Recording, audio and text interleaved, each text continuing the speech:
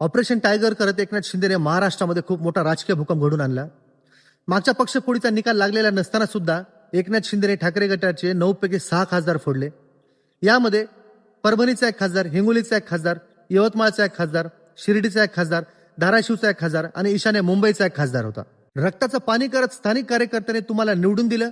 उद्धव ठाकरे साहेबांनी तुमच्यावर विश्वास ठेवला.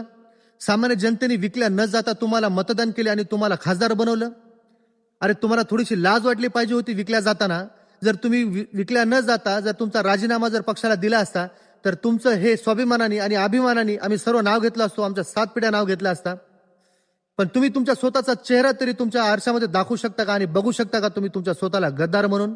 अरे जनतेने तुम्हाला त्या जनतेच्या सिक्युरिटीसाठी निवडून दिले. तुम्हाला आपली सिक्युरिटी कशासाठी लागते? कारण जनतेने तुम्हाला प्रश्न विचारू नये की तुम्ही का गद्दार झालात.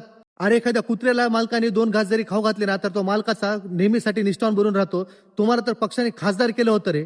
अरे तुम्ही ज्या ताटामध्ये खातात त्याच ताटामध्ये हागणारे अवलाद आहेत तुम्ही. खरं तर आपण अशा देशामध्ये राहतो जिथे आमदार खासदार फोडण्यासाठी 100 200 कोटी रुपये असतात, पण शेतकऱ्यांचे कर्ज फेडण्यासाठी 1 रुपया सुद्धा नसतो.